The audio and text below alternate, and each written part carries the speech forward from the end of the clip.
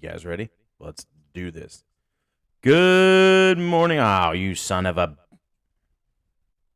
See? Sorry, guys.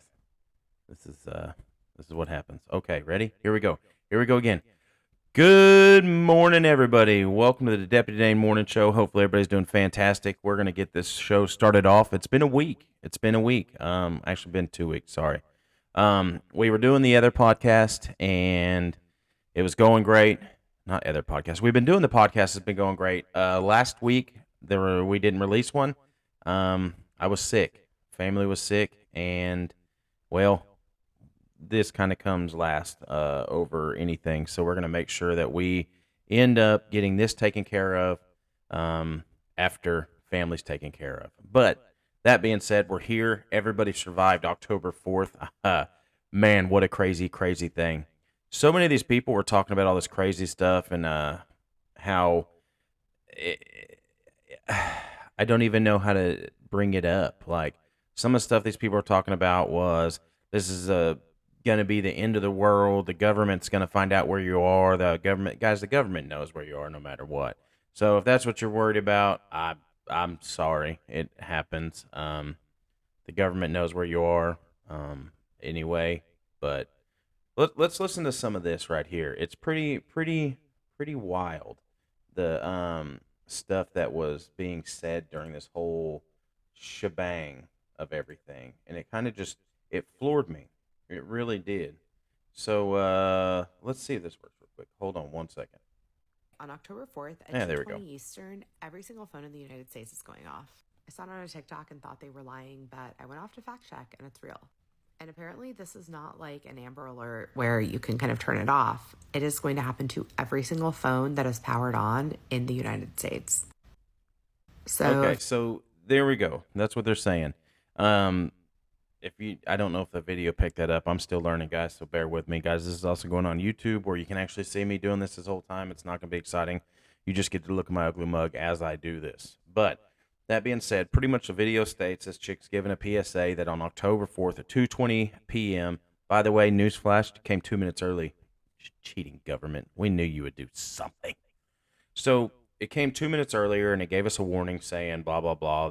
It wasn't even anything crazy. But people were losing their mind. This chick in this video says your phone will be shut off. And then people in the comments are like, oh my God, your phone will be shut off. And she's like, no, it'll go off. And they're like, oh my God, it's going to go off. How does the government have enough control to shut down all the phones? You're like, whoa, calm down. That's not what they're saying. They're saying that every phone will go off just like a national Amber Alert and everything like that. People were wearing tinfoil. People are losing their mind. It's the end of the world. Shit's going to go crazy. What's going to happen? Who's going to do this? Guys, you got to relax. Shit's going to happen either way. There's people that were putting their phones in Faraday boxes or whatever they're called because they're worried about it's going to shut off their phone and we're going to lose connection with everybody.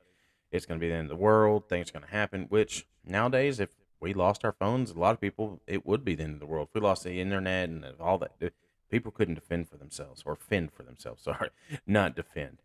But it's crazy. Just the amount of just fear that people were going through. And it's like, guys, relax. It's going to be okay. But at the same time, that shows you how they feel about their government, which is pretty scary, that they're so worried about their government that they're going to let this thing cake to the point that everyone's losing their ever-living mind. That being said, guys, sorry. We're all here. We're not all zombies. Well, I'm not a zombie. If you guys are, please come on over. I got a zombie plan, and I'm ready. Okay, where to start? I've been listening to a lot of these other podcasts, and they're law enforcement-related podcasts, and there's some good ones. There's some really good ones out there. Sorry, I had to get a drink of coffee. Black Rifle, AK-47. Oh, sorry, I'm not sponsored or anything. I don't know why I did that. Okay, so I've been listening to a lot of these podcasts, and it really... I enjoy it because a lot of these people hit home with me. And there's different kinds in law enforcement. Unfortunately, there's so much judging in law enforcement, internal and outward. You have cops that try to be 100% politically correct, and you have cops that just want to go out here and cuss, say a bunch of bad words on your podcast, and act like, hey, I'm the Billy Badass, and I done this, I done that. I try to do the middle. I still try to show you who I am. I do use bad words. I do say some crazy stuff. I've seen some crazy stuff. I've dealt with some crazy stuff, and that takes a toll on you. It really does. Um, so I try to stay in the middle. I try to stay who I am. I stay the person who I am. It's just when I'm on like TikTok or these other things, I try to keep it to where I am not so forceful and everything because it'll get you shut down nowadays. There's too many snowflakes out there. People are going to get offended and they're going to cry no matter what. But it's crazy the amount of just just hate coming even internally, guys. So I want to break this down for you, and I'm gonna start off with a little story of an officer that got in a shootout, and it's gonna lead into some of the other stuff and some of the stuff I've dealt with it as well. Um, there is a brotherhood in law enforcement, but I'll tell you, there's also a lot of backstabbing. It's like high school cheerleaders. Okay, if you're a high school cheerleader, no judgment. It's just I'm gonna get the damn quarterback. You're not. Shut up, Susie. Becky, and I'm a bitch. I got him. Oh, sorry. Okay. So this goes back to I think 2019. This officer's directing traffic. You're not in a heightened stint. You're not in a heightened state when you are doing things like directing traffic for a parade. At all times, we are aware and we have to stay aware. But you're not always going to be in that heightened state. You're not always going to be, oh shit's going to pop off today. But unfortunately, you do get comfortable and you do deal with just kind of getting lackadaisical as well. But on things like this, homeboys out there directing traffic for a parade. Sorry, I'm also trying to drink my coffee before it gets too cold. I'm not gonna lie to you. I'm gonna be 100% honest with you guys about everything. Okay, so officer out here directing traffic, doing everything he needs to do. He's doing a good job. He's doing what he has to do, and he's sitting there doing exactly what he needs to do. So as he's directing traffic, a car pulls up next to him and stops. As he's sitting there, bullet holes start going through the windshield. Now, if it hasn't hit you, you have no idea what's going on. So this officer sees bullet holes, automatically goes, "Oh shit, something's going on." It's responding to the stimulus that's happening to him. Your brain, it takes you a minute to realize what's going on. Not really a minute. It takes 1.5 seconds to realize it, 1.5 seconds on an average to react, as long as there's not anything on board, such as drugs, to slow down your reaction time or alcohol. So this officer sits there and he kind of worries about is there an echo or is it just on me? Hold on one second. I got to see if there's an echo. If there's an echo, this is not going to work. I'm not going to lie. I'll be right back. Realize what's going on. Not really a minute. It takes 1.5 seconds to realize it, 1.5 seconds on an average to react, as long as there's not anything on board, such as drugs, to slow down your reaction time or alcohol. So this officer sits there and he kind of worries about is there an echo or is it just on me? Okay, guys. What the hell? Hello. Okay, that's weird. Okay, guys, I had to check that. That was getting a little bit too much, and I think it made a little bit of echo on there. Hopefully it has fixed our problem. Okay. And for everybody on YouTube, you have seen it, and now it's still doing it. What in the hell? I don't know. I don't know how to fix it. Will this fix it? No, it won't. Well, yeah, it does. It fixes it where I can't hear it, but there we go. I gotta hear some of it so I know if it's coming through or not. Okay, so maybe I don't know. I can't do that. That is killing me. Okay, so the officer is sitting there and directing traffic. All of a sudden, sees bullet holes coming through the windshield and doesn't know if they're coming towards him. Doesn't know if it's coming towards the victim victim in the car. You don't know at this point. It's going to take you a second to realize what is going on and, oh shit, I have to respond to this.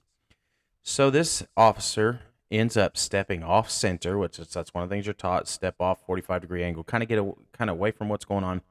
At this point, he sees the window and the down and he starts yelling at the driver, "Show me your hands," as he's drawing. So he's grabbed his weapon, he's drawing at the, because he doesn't know, is that person a victim in the car or is that person a suspect? Has this person shot at me or has someone shot at them? Because you really don't know in that moment. Here we go. Drawing the gun. Hey, show me your hands. Are you okay? Show me your hands. Are you okay? Show me your hands. Are you okay? At this point, he says that he sees the woman looking at him and she has that look. She just has a look in her eyes. She's scared. She's everything going on. So then he walks up to get a better view and notice she has a pistol in her hand. Um, he ends up telling her, "Don't do it, don't do it, don't do it." He ends up having to shoot her. Now this officer remembers shooting her and her head just popping back, and then her car moving forward. So the car moving forward is, now her body's limp. One to the dome, your body just goes, oh, okay. So the foot that was on the brake is no longer on the brake. It starts to roll forward. This officer also says at this point, that's when I lost it. He ends up backing up off of it, ends up falling up back to the next officer that was there, and falls on the ground, starts crying. Guys, you don't know what you're going to do until you're put in that situation. And it sucks. It really does. No officer wants to shoot somebody. No officer wants to kill somebody. As much as the media tells you that we do not want to do that. I do not want to kill you. I do not want to shoot you. I don't want to have to live with that either. Long story short, the girl ended up losing her boyfriend a couple days before in a shootout not involving law enforcement. She was a BLM supporter, and she was upset. She wrote a suicide note, wanted to do suicide by cop pretty much, and unfortunately, this cop has to live with this. This cop still lives with this. This cop lives with a lot of the doubt. Did I do the right thing? Did I make this right? There's a whole lot to it. So as this cop's dealing with this, you have to do these things called end of action reports, end of action debriefings, stuff like that. So he goes to this. Now, in these debriefings and everything, they're going to tell you things. Oh, you should have done this. You should have done that. Good job here. Good job there. You're going to see videos, which I think we need to see these videos. It shows you what I messed up on so I don't do it again, if I even stay in law enforcement after this. Because, like I said, no one wants to shoot somebody. The media tells you we do. I'm telling you right now, majority of law enforcement never fire their service weapon ever besides training in the course of their duty. So this officer's dealing with this. He ends up getting put on leave. He comes back and he gets there, and there's all these other officers that are with him that are saying, you should have done this. I would have done this. I would have done that. I would have done this. So a few years back, by the way, I was always that person who was like, man, if it comes down to it, I'll do it. I was put in that situation a couple years ago. I was put into it. I get called out to a hostage situation, and this is where I won my Medal of Valor. I still don't think I deserved it, but it was given to me, and I'm freaking stoked about it because my son will have something to look forward to and then look at on the wall going, look what daddy did. Look what daddy did. So this was a scary day, very scary day. I get called out to a hostage situation where the husband is holding the wife hostage, and she's scared because he's got firearms, and he's pretty much keeping their hostage with firearms. So I get called out. I head out there. My partner heads out there. We're out on this scene. As soon as we're pulling in, I'm get out of the truck. I pull into my first. I kind of pull towards the front of the house. There's like a garage right ahead of me, and then the front door is to the left. It wasn't a garage. It was a bedroom. Bedroom right ahead of me. There's a door to the left, and that's the door. My partner goes around to the right, and he kind of covers those windows that were sitting there on we'll say the right side of the house. It's the easiest way to do without going on here. It'd be the south side of the house. I'm on the west side of the house. As I'm doing this, I get out of my car. As soon as I get out of the car, the woman runs out screaming. I said, checkpoint, fuck yeah, let's go. So I run around, I grab her, I run around the other side of my vehicle so that way we're covered. I open my back door, and I say, get in. This woman looks at me and she says, no, I can't get in. I can't. Just give me a second. My puppies. We can't leave my puppies. Don't leave my puppies. We can't leave my puppies. And I told her, ma'am, I don't give a fuck about your puppies. Get in the back seat. I can't leave my puppies. I can't leave those puppies. Please don't make me leave those puppies. And I'm yelling at her, ma'am, shut the fuck up. Get in the back seat. And she wouldn't do it. I grab her. I throw her in. I start to go around the front, back to the other side of the truck where my door is. As I get to my door, I hear the front door open. So I already have my pistol drawn, kind of aim at the door in case somebody comes out. Husband comes out with a revolver in his hand, and he's waving the revolver around. I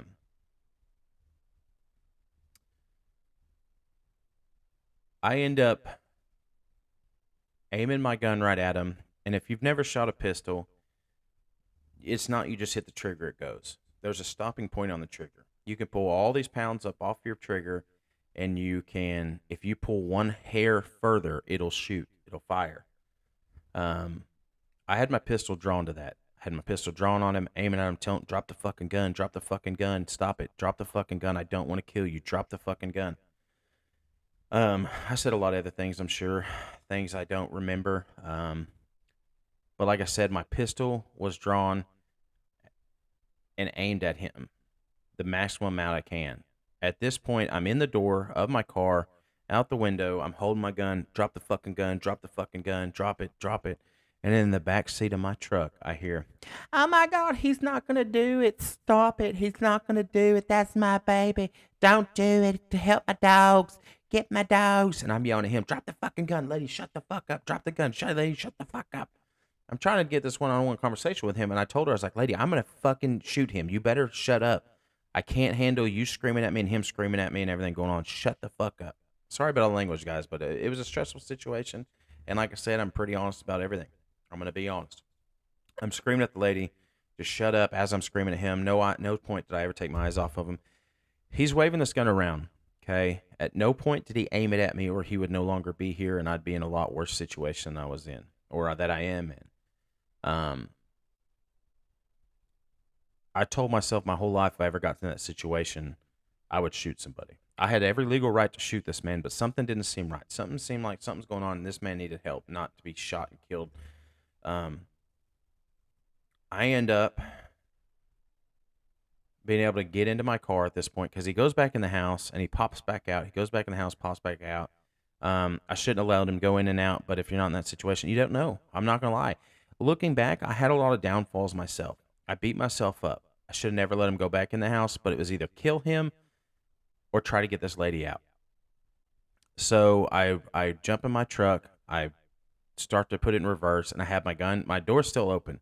I didn't even take time to do it. I got my gun out the window, aimed at the door in case he pops back out. We take the lady to the road. We get her out of there. The house is about 150 yards off the road.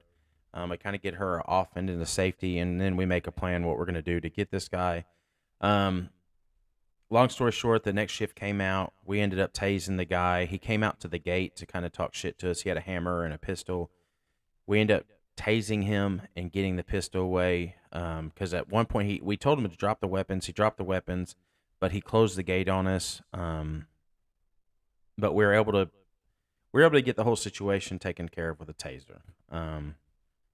We received the Medal of Valor that day. It was a crazy day. And the worst thing about everything that went down that day, not the worst. The worst thing was to be put in that situation anyways. If you're ever in that situation where you're just a hair pull of a trigger away from killing someone, it's a crazy thing. And you have to live with that. And a lot of people think that that's not a lot to live with. Oh, you're a pussy, Dane. You've never taken someone's life and blah, blah, blah. I haven't. And I hope to never have to. I was so close to ending that man's life that day, and it still weighs on me. And I don't know why. It does. These are the things that weigh on us, and it sticks with you. So I'm in a smaller agency. You don't really get days off like that. You finish the day. Luckily, that was the end of my shift, so I was able to go home. It was a rough night. I didn't sleep well. Made me an alcoholic beverage, and I went back to shift the next day. Didn't shoot him, didn't any of that. We don't really get a whole lot of debriefing where I'm at. People check on you. A couple days later, the next rotation of people come in, and they're talking shit to the dispatcher about how much of a pussy I am. Telling everybody at our sheriff's office if it was them, they would have fucking killed that dude. They would have fucking killed him and blah, blah, blah, and talking all this shit on me that I'm worthless, I'm a pussy, and we should have ended that dude. A lot of things were said, a lot of hateful things. Now, take in mind, I'm already beating myself up. There's things that I should have done differently. There's things I could have done differently, and it could have went a lot worse. I could have killed him. He could have shot at me. You don't know. Him going in and out, not a good idea. But I had a choice to make. And if you're not in that situation, you don't know what the fuck you're going to do. He's aimed a gun around, not at me. He's aimed a gun around, and if he would have ever put it anywhere near me, he would have been shot before he raised it high enough. Now, him going in and out wasn't a good idea on my part, but I didn't have a choice. I had to get this lady out of there, and I don't want her shot in the crossfire. I beat myself up still to this day on some of this stuff.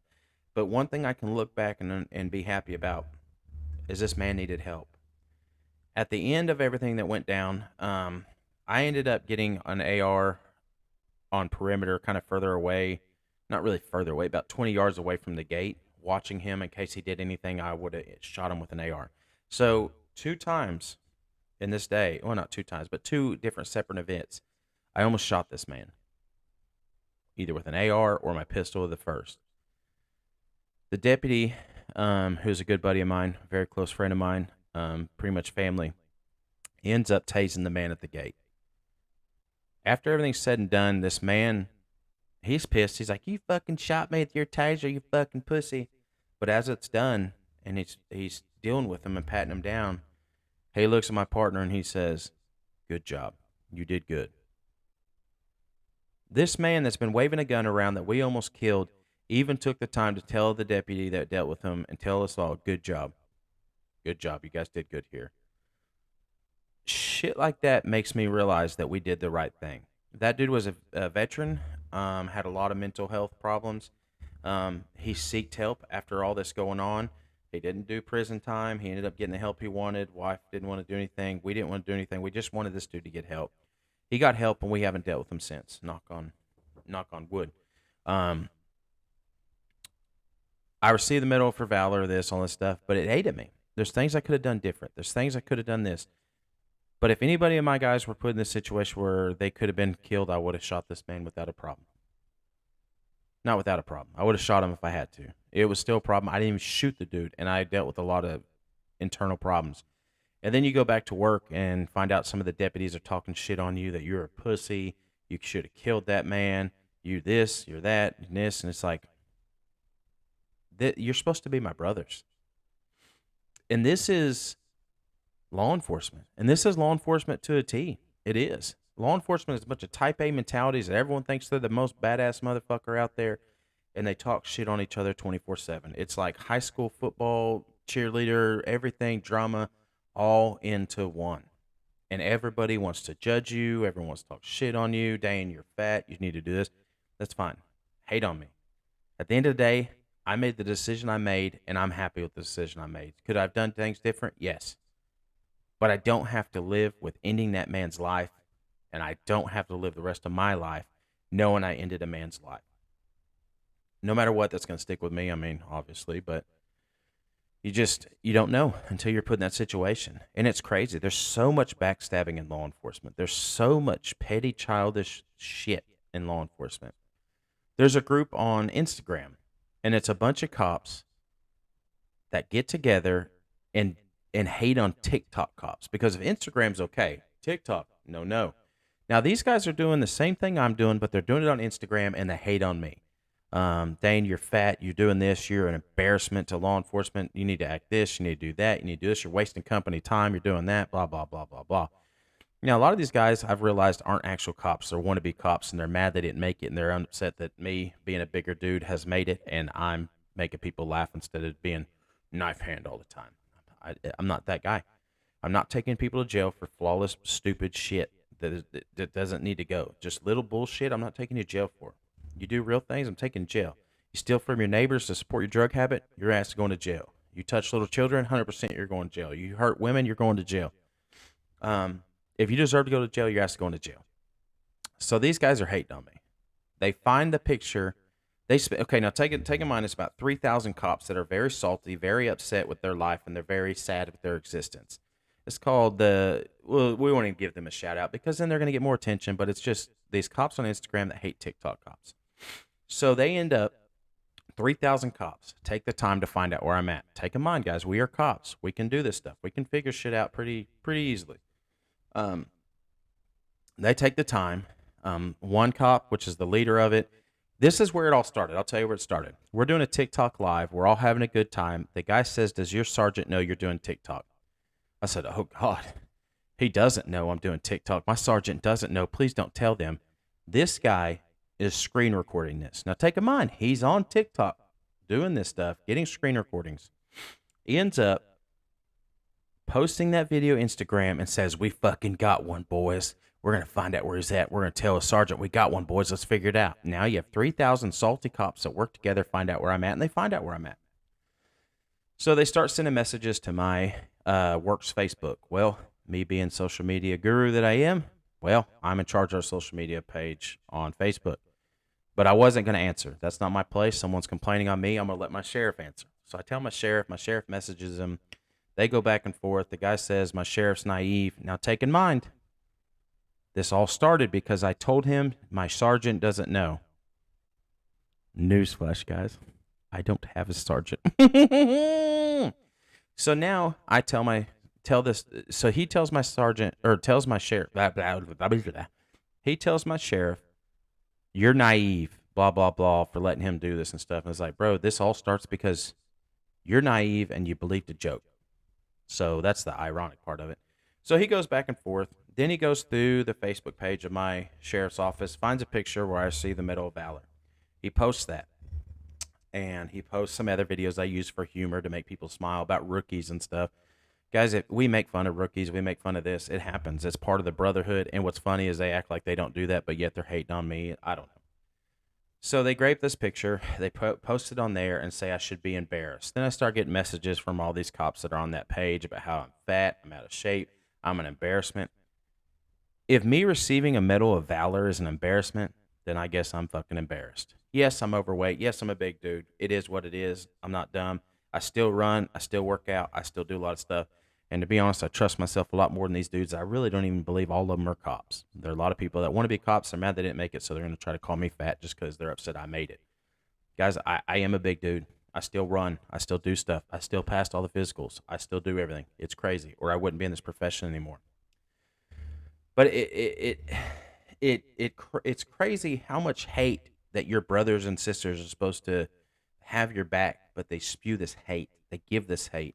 We get so much hate throughout the media, so much hate throughout social media, through everything, through all the random druggies we arrest. They give us hate. They hate on us. But it doesn't always go that way. You know, yesterday I was at a thing.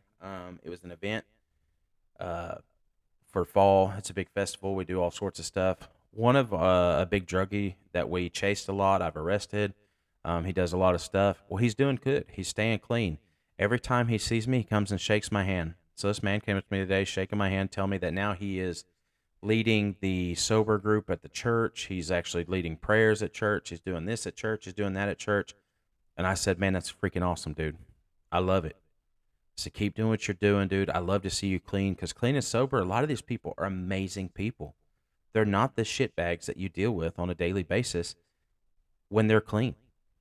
And it's awesome. It's crazy. But you know, a lot of the hate that gets spewed, it's mind blowing. And a lot of the ignorant stuff that it blows my mind. The other day in our state, we had a deputy shot. We had another bystander that was actually shot and killed in this instance, and the guy took off after shooting the deputy. Shot the deputy. The deputy got lucky, very lucky. He's working for the drug task force, doing big things, good things, stops his car. The dude shoots him. The kid, he's like 24, has a big history of this, released from prison early, shocker, because I don't know. He shot at cops before, so he's going to do it again. Now he's done it again. He shoots the deputy in the chin. The bullet goes around his chin, down his neck, and out his collarbone, and he had to get stitches. No surgery, none of that. Lucky as shit. Now, the bystander that was killed, unfortunately, they weren't lucky. It was their time to go, and it's sad. All because one dirtbag. So this guy gets away. He's hiding in the woods. A lot of these instances, they'll start asking for other agencies, hey, we need help. We need help. So a buddy of mine with my agency, we went out there, and we worked perimeter.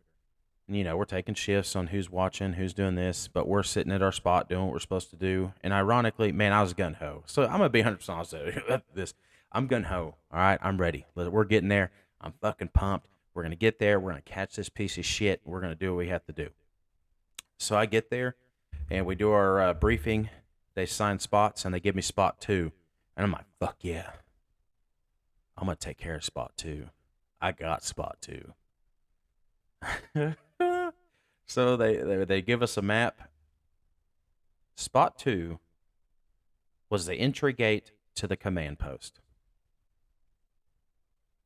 I'm not going out there in the woods waiting for this dude to show up or looking for him because we're holding perimeter where we think he is. I'm not getting any of that shit. I'm getting the gate to the command post. Like, wait, what? Hold on, dude. Like, I want to be out there and maybe we can get this dude. Maybe this dude, because it's raining, it's cold. This guy might turn himself in. Nope. Gate to the command post. So we go to the gate to the command post. Oh, this is good shit. So we go out there to the gate of the command post where there's a guy working the gate. This dude is very disgruntled, and I don't blame him because that was going to be me after 12 hours of sitting at that gate.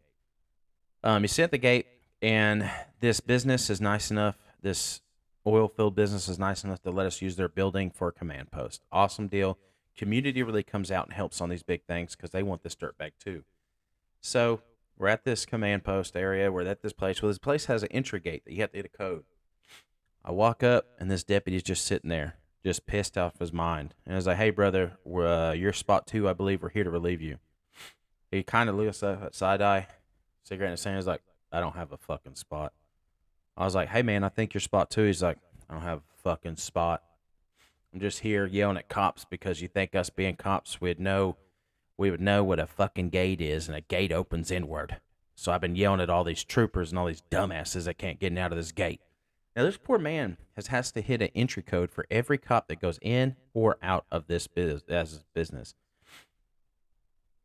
There's hundreds of cops going in and out of this place, and he has to hit that damn code. And he's like yelling at these cops, and he's like, I've hit cop cars with these damn gates. And I was like, whatever, dude. So as I'm sitting there talking to him, this trooper's right inside the gate. Didn't pull far enough, and this gate starts slapping the ass into this truck hard. And I was like, well, I'm going to go let him know to pull forward. He's like, fuck him. He'll figure it out. It's just like, Jesus, dude, this is some good shit right here. This is comedy gold. So I'm telling him, I'm like, all right, dude, well, you've been here all day. We're here to relieve you. He's like, I'll be here till 7 a.m. I'll just stay here. I wasn't going to argue with this dude. I knew I was going to hate my life if I ended up getting stuck on a gate, hitting a code, and watching cops get hit with this damn gate over and over. And I'd be like, this is my nightmare. This is awful. Well, he ends up calling his undersheriff. His undersheriff says, oh, no, spot 2's north of you. I was like, deal, bye. I'm not gonna debate with him. See it. So we go to the spot north of him. Well, that's spot 1. And those guys are like, well, we just got here too. I was like, well, we got to figure out something. So we end up driving and making our own spot near the gate. And we called it 1.83, my partner and I. So this is 1.83. That's going to be our position because I don't want to work that gate. Well, ironically, it's also where the news crews were. So we ended up being on the news several times that day. But it was just a funny deal. So as we're sitting there, we're near the command post. There's cop cars everywhere. And at this point, it's like, this dude's not coming to here. Out of all points, he ain't coming to here. That'd be just dumb on his part. So my buddy's watching the woods, and he's kind of doing his thing. We'll end up doing a TikTok live. And we're joking on TikTok live. We're having a good time while still watching perimeter, still watching everything we have to do. I can multitask. He can multitask. So as we're doing this, people are looking at my lights going, you're working a construction zone. That's a fucking construction zone. What are you doing? Oh, my God. Go do your job. Go catch criminals. You're wasting taxpayers' dollars. You're doing this. We volunteered for this, guys. We're out there volunteering for this. And they're wasting taxpayers' dollars. I'm doing exactly what we're supposed to do. We're trying to get this guy contained and keep him contained in the area. But the amount of hate from idiot people that have no idea what they're talking about. First of all, you're not a real cop. Okay, whatever, dude. I got my lights off Amazon, all sorts of stuff. But it was killing me because people are like, I wasn't sharing what I was doing. And then they're like, well, why are your lights on? And I was being a smartass. Well, it's because I flipped them on. Well, why? Because I turned the switch. Well, are you construction zone? No. Well, you're just wasting taxpayers' dollars in your driveway? No. And they're like, go do your job. I was doing my job. But that just shows you how many people don't understand. And everybody talks about they know everything. They're the best. All these guys suck and everything. It was kind of cool, though. As we're at the command post, I did get recognized by a few deputies, a few officers. One of the deputies, it was his agency. It was his buddy that got shot. He came up. He's like, hey, man, I follow you on TikTok. I really appreciate you being here. It's like, this is for a brother that got shot. We're going to be here. I'm going to come. If I have the ability to be here, I will fucking be here. And it meant a lot to me. This guy was he was in a bad state. He thanked me for being there. And I was like, dude, you don't have to thank me. This is what we do. This is what we're here for. We're here for our brothers and sisters, and we're going to make sure that we do the best of our abilities. So I'm dealing with this whole thing. We're dealing with it.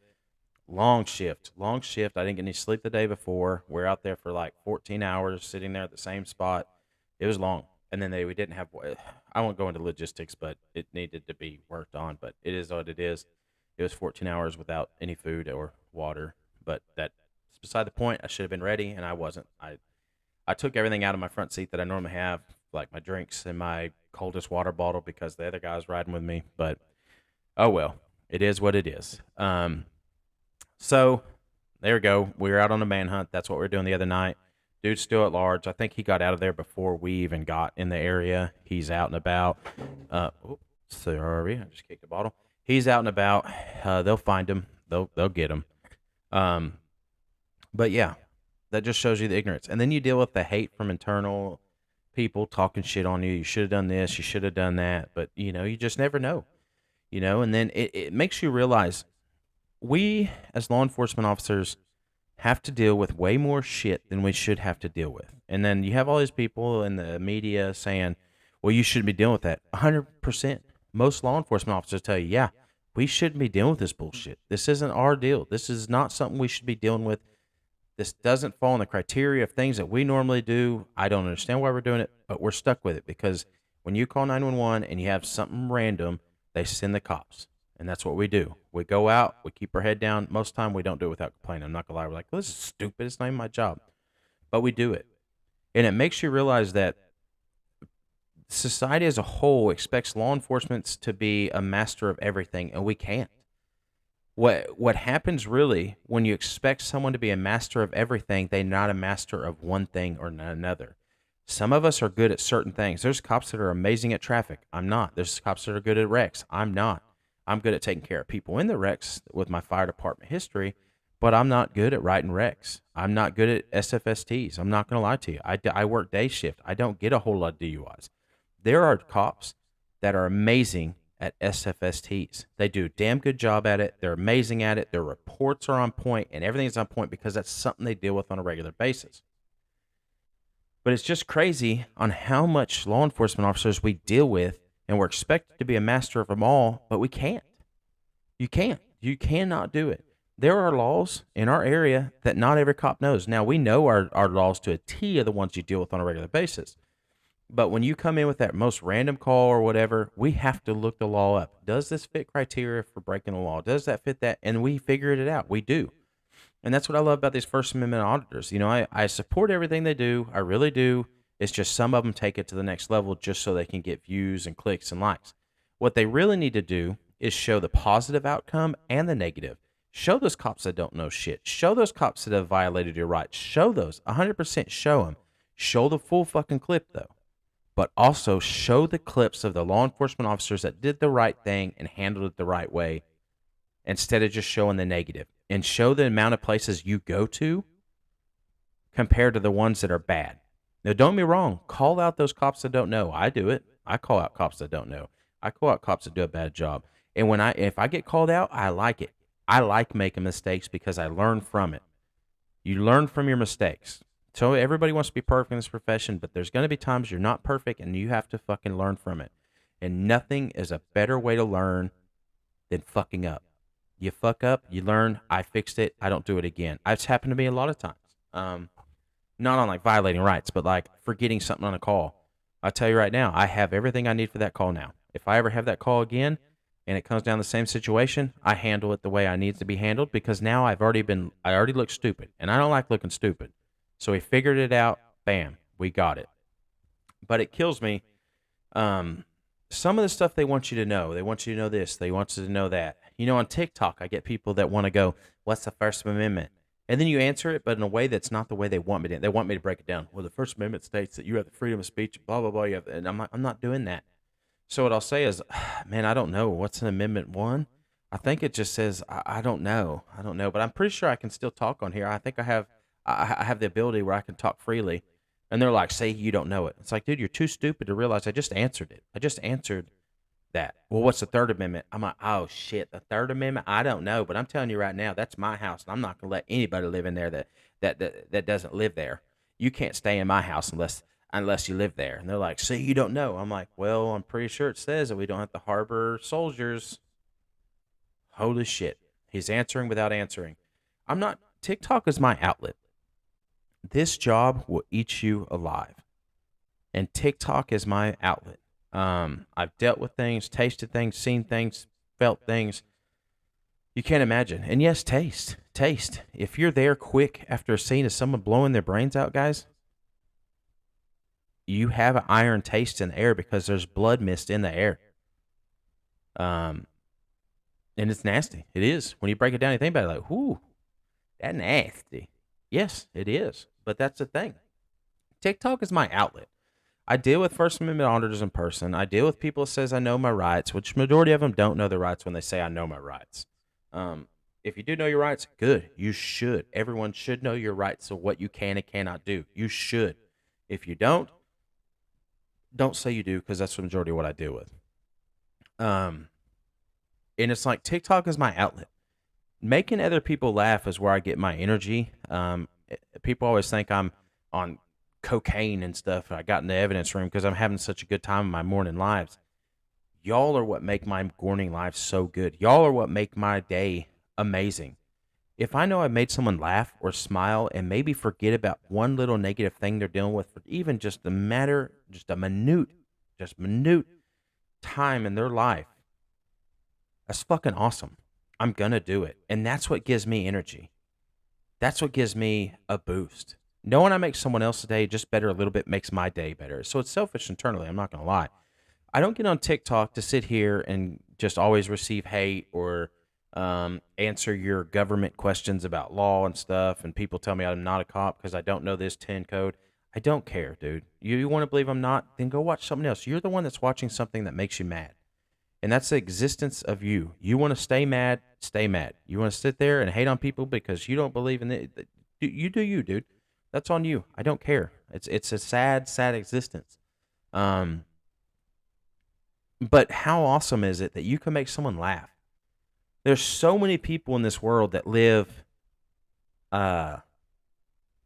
so close to ending it. There's so many law enforcement officers that are so close to ending it. So many military men and women, but yet we still hate on each other. How do you not know that that brother or sister is going through a hard time and that they're so fucking close to saying, I'm going to start this Glock? And yet you want to bring them down and maybe be that last comment that says, I'm fucking tired of it. I can't do it anymore. Why? Why? You know, we deal with there's banter at our job. There's this, there's that. You have to do something. And to be honest, we're all family. You know, I mess around with some of the guys I work with because that's how I am with my brother. We talk shit to each other. We have fun. We make fun of each other. We laugh. We do this. But if someone tell me they're having a hard time, that's it. I'm done. We're not dealing with none of this shit. If someone tells me, hey, man, your jokes are getting to me, I'm going to stop. You might have to tell me again because I joke around all the time. But just straight up attacking somebody, telling them they're stupid, they should have done this, should have done that, that's not something I'm going to do unless it's very bad and it was a danger to several people. I will talk to people and be like, hey, man, next time let's do it this way. But I'm not going to be like, you're a stupid fucking dumbass. Shouldn't have done that. Should have done this, because you never know what that person's dealing with. And I'm not going to be that person's reason to do something. Like I said, I bust balls. I have fun. A lot of people have fun with me. Sometimes people put me in place and I'm being too much. And I know I'm being too much. Unfortunately, it's part of me, and I have to learn how to deal with it. I have to get myself to shut up, chill out. This is for fun. It's not to hurt someone's feelings. And I get put in my place, and I need to be put in my place. I learn from being put in my place. I learn from my mistakes. And there's so much negativity out there, and there's so many people living this negative lifestyle. They want to bring other people down. You know, why? Life is too short to sit here and bring other people down, or because all that's going to do is bring you down. If you see a comment that someone said something negative, understand that that person's going through a lot worse than you. That person's going through some shit that they feel that they have to spew hate and make you feel that negativity. If you see some positive comments, heck yeah. Or if you see some video you don't like, don't take the time to tell a person you don't like them. Just don't watch them. It's so easy. It's so easy these days to grab your phone and just swipe if you don't like something. If you don't like something, don't watch it. Don't get mad. Don't say negative stuff, because all that's doing is making you stay in that negative mindset. And so many people are so close to ending it, and your comment could be the last comment for somebody. Why would you want that? And then you have people that come in my lives and want to talk shit and stuff. And if I say anything back, they're like, haha, I hurt your feelings. Well, first of all, you didn't. I get way worse in person, dude. I make comments back. I act a lot. I joke a lot, and I have fun.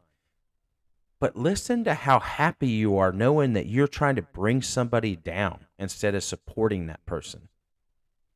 It's crazy. It's crazy, guys. It's just a crazy time we're living in. And there's a lot of sad fucking people in this world. So try to spread the positivity, guys. Try to help everybody out. Try to be nice to somebody. It's easy. It's just so much easier to be nice to somebody instead of trying to think of something negative. You see some girl in a bikini and you have to come up with a joke to call her fat as a whale or something. Why? Maybe that was the first time that this woman felt confident enough because she saw another big girl post a bikini video and she finally said, you know what? I'm going to do it myself. And then you want to call her a whale or you want to call her this. And it's like she finally got the confidence to do that. Tell her you're beautiful. I'm not saying you have to say I'm attracted to you. Everybody's beautiful. Everybody in this world. Everybody. Think about it. You are the one that run a race of swimming with millions of people. Every person on this world is a miracle, whether you're religious or not. Miracle doesn't have to be religious. Everybody is. Your brain is an organ that makes you, your brain. Think about that. Your brain makes you breathe. Your brain does this. Your brain does that. Think about that. How fucking amazing is that? The people that are hating life and everything, they are amazing. Now, they spend their time in crazy, shitty ways, but think about that next time you want to make fun of somebody. Think about that the next time that you let someone get to you. Don't. You are amazing that you are here. And if you are debating on ending your life, please reach out.